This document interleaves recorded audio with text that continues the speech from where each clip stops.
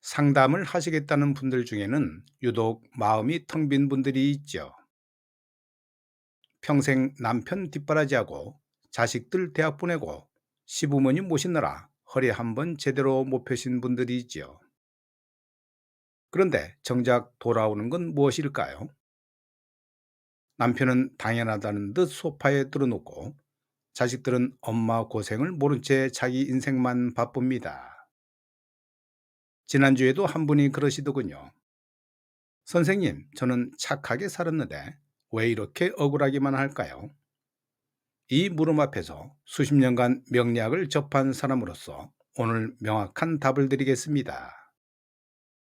착한 게 문제가 아니라 방향이 잘못된 거지요. 사주 명리학에서 말하는 복은 공짜로 굴러떨어지지 않습니다. 제대로 된 방향을 알아야 당신의 후반전이 빛나기 시작합니다. 사주를 보면 어머니의 기운이라고 하는 정인이라는 글자가 있죠. 이 정의는 배움이나 보살핌, 헌신을 상징하는데요. 문제는 이 십성이 사주에 많거나 강하게 자리 잡으면 본인보다 남을 먼저 챙기는 팔자가 된다는 겁니다. 새벽같이 일어나 가족 밥상 차리고 시어머니 병원 모시고 남편 출장 가방 싸주는 게 당연해지지요.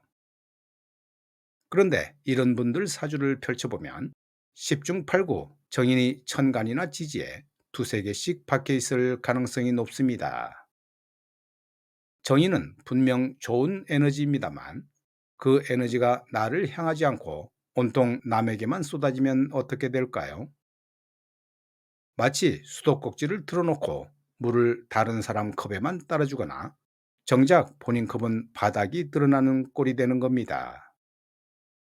사주 명리학에서는 이를 용신을 잃었다고 표현합니다. 용신이란 내 사주를 살려주는 핵심 글자인데 정인만 강하고 정작 나를 지켜줄 비겁이나 식상이 약하다면 평생 퍼주기만 하는 인생이 됩니다. 이제 재물을 뜻하는 정제 이야기를 해보지요. 정제는 땀 흘려 벌어들이는 정당한 재물을 의미하는데요. 사주에 정제가 있다는 건 분명 돈을 모을 기운이 있다는 뜻입니다. 그런데 웃기는 건 정제가 사주에 예쁘게 앉아 있어도 통장 잔고는 늘 빈약한 분들이 계시다는 겁니다. 왜 그럴까요? 답은 간단합니다. 정제를 내가 쓰지 못하고 남편 명의 통장으로 자식 학원비로 시댁 경조사비로 다 빠져나가기 때문입니다. 사주 명리학에서는 이를 재성이 설계한다고 표현합니다. 설기란 에너지가 샌다는 뜻인데요. 당신이 번 돈이 당신 손을 거쳐 당신을 위해 쓰지 못하면 아무리 정제가 있어도 소용없습니다. 더 뼈아픈 건 이런 분들이 대운에서 재운이 들어와도 본인은 여전히 쪼들리고 남편이나 자식만 잘 되는 경우가 허다하다는 겁니다. 이건 사주의 문제가 아니라 당신이 재물을 다루는 방식의 문제입니다. 남편 카드값 대신 내주고 자식 결혼자금 대주느라 정작 노후 준비는 한 푼도 없는 분들 지금 고개를 끄덕이고 계시죠. 사주에는 식상이라는 또 다른 중요한 글자가 있죠. 식상은 식신과 상관을 합쳐 부르는 말인데요. 이는 생각과 표현, 그리고 자식을 뜻합니다. 그런데 중요한 건 식상이 바로 나를 드러내는 힘이라는 겁니다. 식상이 약한 사주를 가진 분들은 평생 자기 의견을 제대로 말하지 못하고 살아갑니다. 시댁 식구들이 명절 음식 뭐 해오라고 하면 네 하고, 남편이 주말에 친구 만난다고 하면 그래 하고, 자식이 용돈 더 달라고 하면 알았어 합니다. 그러나 어느 날 문득 거울을 보면 내가 뭘 좋아하는지, 내가 뭘 원하는지조차 모르는 텅 빈 얼굴만 남아 있습니다. 사주 명리학에서는 식상이 정인을 설계시킨다고 배우지요. 즉, 내 목소리를 내는 힘이 강해야 헌신의 에너지가 제대로 순환된다는 뜻입니다. 식상이 약한 분들은 대운에서 식상운이 들어올 때가 인생의 전환점인데요. 그때 용기를 내서 이제 나도 내 인생 살겠다고 선언해야 합니다.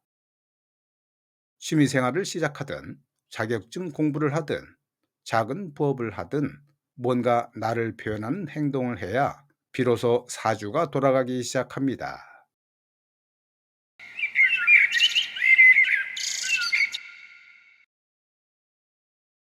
많은 분들이 착각하는 게 하나 있죠. 사주는 태어날 때 정해진 운명이니까 어차피 바꿀 수 없다는 생각 말입니다. 반은 맞고 반은 틀렸습니다. 사주 8글자는 분명 바뀌지 않겠지요.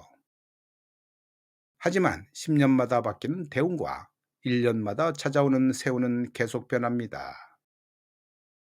이 흐름을 제대로 읽으면 인생의 타이밍을 잡을 수 있습니다. 예를 들어 지금까지 정인 대운을 30년 넘게 지내왔다면 당신은 그동안 헌신과 희생의 시기를 보낸 겁니다. 그런데 이제 비겁대운이나 식상대운이 들어온다면 그때가 바로 당신이 주인공이 되는 타이밍입니다. 비겁은 나를 돕는 형제 같은 에너지이고 식상은 내 생각을 펼치는 에너지이니까요. 문제는 대부분의 사람들이 이 타이밍을 놓친다는 거지요. 대운이 바뀌어도 여전히 예전 방식대로 살면서 왜 내 인생은 안 바뀌지? 라고만 하십니다. 대운이 바뀌는 시점에는 반드시 당신의 태도와 선택도 바뀌어야 합니다. 지금 당장 당신의 생년월일을 가지고 사주를 펼쳐보시죠. 어느 대운을 지나고 있고 앞으로 어떤 대운이 들어오는지 확인하십시오. 그게 당신 인생의 지도입니다. 여기까지 듣고 나니 뭔가 억울하면서도 시원한 느낌이 드시죠. 당신이 고생한 게 헛된 건 아닌데요. 다만 그 고생의 방향을 이제는 바뀌어야 한다는 겁니다. 사주 명리학에서 말하는 복은 하늘이 내려주는 게 아니라 내가 만들어가는 겁니다. 당신이 쌓아온 정인의 덕은 분명 어딘가에 쌓여 있습니다. 그런데 그 덕을 이제는 당신 자신을 위해 써야 할 때입니다.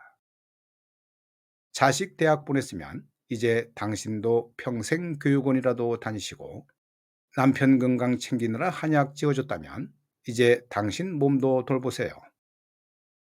시댁제사 30년 지냈으면 이제 당신 친정 부모님께도 용돈 드리십시오. 이게 이기적인 게 아니라 매우 정상입니다. 사주에서 가장 중요한 건 일간이라는 나 자신을 뜻하는 글자이죠. 다른 모든 글자가 이 일간을 중심으로 돌아갑니다. 그런데 정작 일간인 당신은 아무것도 받지 못하고 다른 글자들만 살찌웠다면 그건 사주가 제대로 작동하지 않은 겁니다. 오늘부터 하루에 한 가지씩만 당신을 위한 선택을 해보시지요. 좋아하는 빵 하나 사 먹기, 보고 싶던 드라마 한 편 보기, 친구한테 전화해서 수다 떨기. 이런 작은 선택들이 모여서 당신의 식상을 깨우고 정제를 당신 곳간으로 끌어오고 대운의 흐름을 제대로 타게 만듭니다. 당신의 후반전은 이제부터입니다. 오늘 이 영상이 조금이라도 가슴에 와닿았다면 좋아요 버튼 꼭 눌러주시고요. 구독과 알림 설정까지 해두시면 앞으로 더 유익한 사주 이야기로 만나실 겁니다. 당신의 인생은 아직 끝나지 않았습니다. 감사합니다.